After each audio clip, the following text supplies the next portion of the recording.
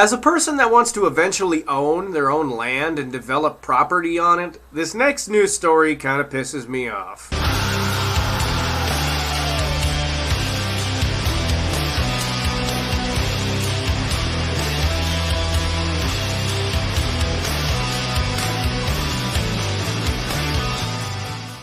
We've done stories about people who rented homes from con artists and then found out that they didn't own the home or have any authority to lease it.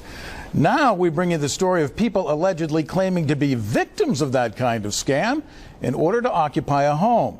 And the homeowner now has to go through a lengthy civil eviction process when he says what's really happening is a crime.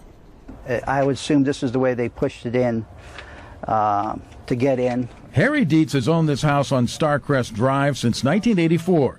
He came by with a contractor to do some repairs one day and found a family of strangers living in his home without his permission. They know they're in here illegally, yet they're being allowed the benefit of this residence. Dietz called police and had the family trespassed, but a few days later he returned to the house and found the locks had been changed. The suspected squatters were back and showed Dietz this order, signed by Justice Court Judge Cynthia Cruz, allowing them access to the house and ordering Dietz to turn the utilities back on. So she's allowing them to stay in the house, continue to burglarize my house, continue to do who knows what. Harry Dietz versus Charles Ania. So Mr. Dietz went to court to persuade Judge Cruz to evict the folks occupying his house. The judge lectured Dietz on the law. There's a procedure if something happens and somebody is in the property improperly to pursue, as opposed to just going in and locking them out. Part of the judge's reason this lease the occupants provided, which is a standard form with the blanks filled in by hand. My client's name does not appear on that lease. It is completely bogus.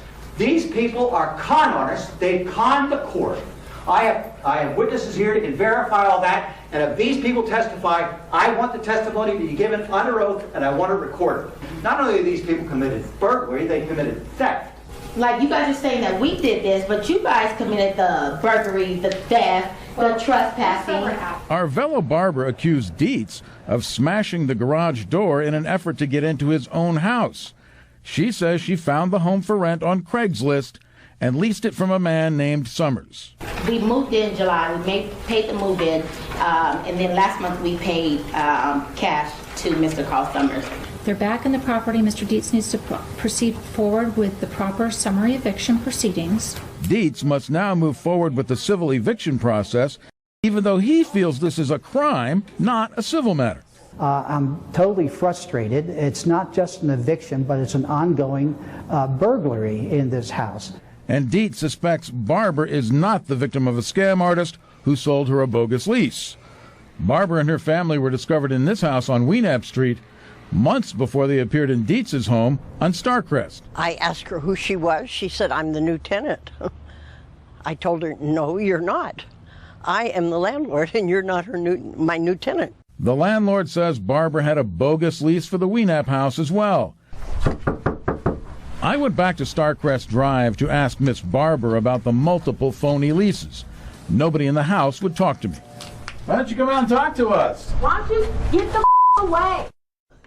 Another interesting thing to note is this wonderful Barbara lady is wanted on a bench warrant for a parole violation that happened in June. She was on parole for burglary. So yeah, kind of makes me wonder why her and her entire family are squatting in random places in Las Vegas when she's wanted back in Arizona. But you figure a judge, an appointed court judge, would have known about something like that. You would have thought. The problem is, Nevada has a notoriously bad court system. I've been tied up in a legal mess before a couple of times in my life. Many of you already know this. And it can be a frustrating hassle of a nightmare. It really is. These people really don't seem to practice the law long enough to get a very big understanding of how it actually functions. And that's why you get ridiculous decisions made like this. These people are clearly forging documents, committing perjury, and breaking the law in order to hide from another state's laws. This judge could be charged in a way for aiding and abetting with that. Now, in the comment section to this news story I've shared with you on the article page, which I've linked in the description box below the video player, the guy who owns this property, his daughter, is posting in the comments. And these people have been burglarized. They had personal items and effects that were still in there in storage, which they were using this property for a little bit, that have been ransacked, destroyed, and stolen. And yet these people are allowed to live there in this guy's property, have him turn the power on for them. I mean, can you get any bigger of a leech than this? I mean, really, can you? I don't get it. I don't get how the hell this can be allowed. I eventually want to buy a spot of land, and I want to build my house on it. And while building my house, while it's like halfway constructed, I would be utterly infuriated to find a bunch of squatting junkies hiding from the law living in my house. I wouldn't go readily to the cops. I'd show up with a rifle and tell them they got about 10 seconds to get the fuck out of my property. Otherwise, it's not going to be pretty. In Nevada, especially Las Vegas, you can't really do that. And I don't advise you do that anyway. I'm just that kind of an asshole. And to be really honest, it would get them out of the fucking house in a big goddamn hurry, and I think they'd learn their lesson never to come back. But to be really honest, it just galls me that they can forge documents like that and bring them in front of the fucking court, and then they can take it seriously. I feel bad for this guy. I really do. And unfortunately, it's just how shitty Nevada's laws can get. The judges always want to find a loophole so they don't have to deal with it and then make somebody else suffer. And perjury is something that runs rampant in Nevada law anyway. You can commit perjury routinely and get away with it in that state. I've seen it. I've almost been a victim of it a few times. I mean, people can just make up shit, not even have a shred of proof to go with it, and then the court will just be like, well, let's see what we can do with this. We won't even bother to, like, do a discovery hearing or, investigate it further. We'll just take it at face value and totally fuck someone else over. So I do hope that this guy gets the resolution that he deserves out of this. He gets these people kicked out of his property. He gets reimbursed for the damages to his home and reimbursed for all of the things that were stolen from him and destroyed within that household. And these people get put in jail for perjury, embezzlement technically, because they did kind of embezzle a guy out of his own property.